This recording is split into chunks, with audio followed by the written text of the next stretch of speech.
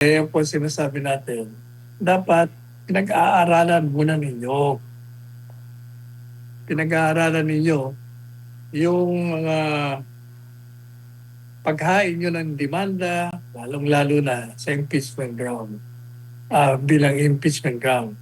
Kasi mapapahiya lamang kayo.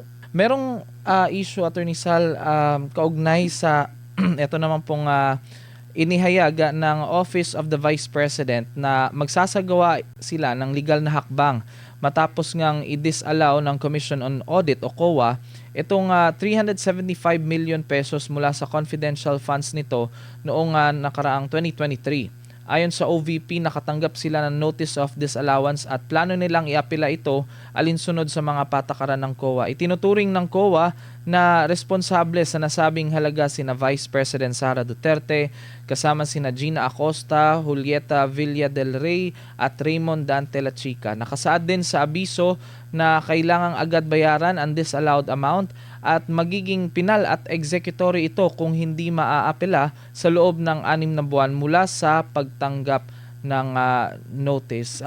Ito, Attorney Sal, itong issue na to, matagal na rin to dahil nga ay yan nga sa mga confidential fund. Pero sa tingin niyo po, dapat mong bigyan ng pagkakataon ng OVP na maipaliwanag ulit at maapela itong disallowance notice o sapat na ba ito na naging findings ng COA upang agad ito ipatupad?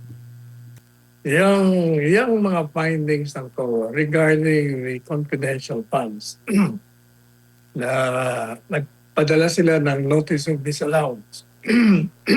Yan po ay hindi pa pinal sapagkat ang Office of the Vice President can avail of the legal remedies. Pwede nilang iapila, pwede silang pumunta sa mataas na hukuman upang questionin ang naging desisyon nila. Maaring nagkaroon sila ng pang-abuso sa kanilang discretion na huwag tanggapin ang mga paliwanag at mga dokumentong isinumite sa kanila.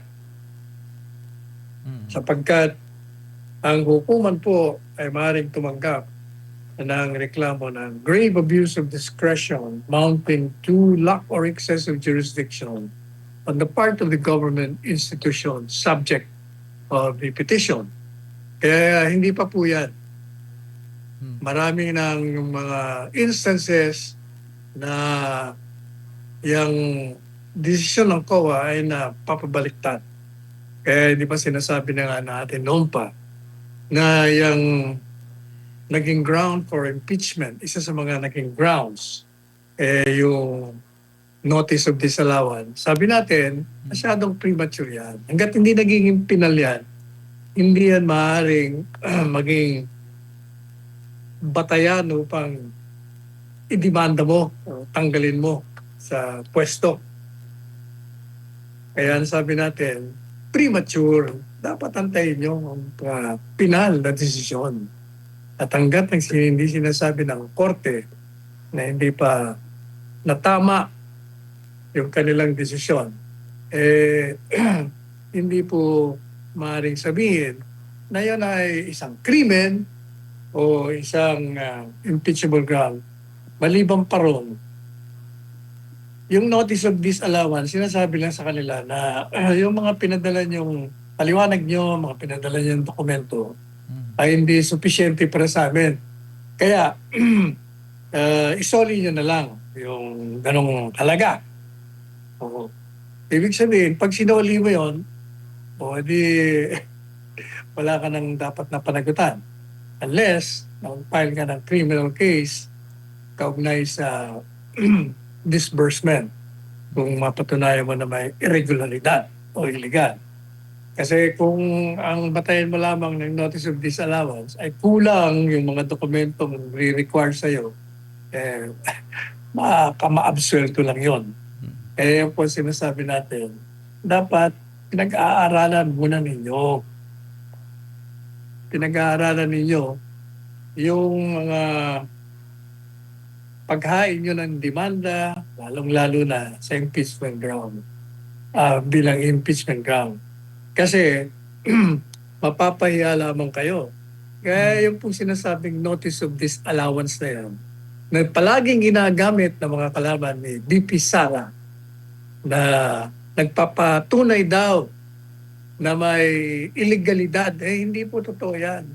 Yung notice of disallowance, ulitin natin sinasabi lamang doon sa opisina ni Vice Presidente Sara na hindi sapat ang mga sinumitin yung resibo, dokumento upang ipaliwanag kung paano nyo nagastos o na-disburse yung pondo.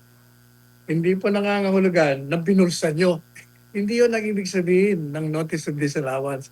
Katunayan, sinasabi nga nung notice of disallowance, inyo na lang na isoli yan.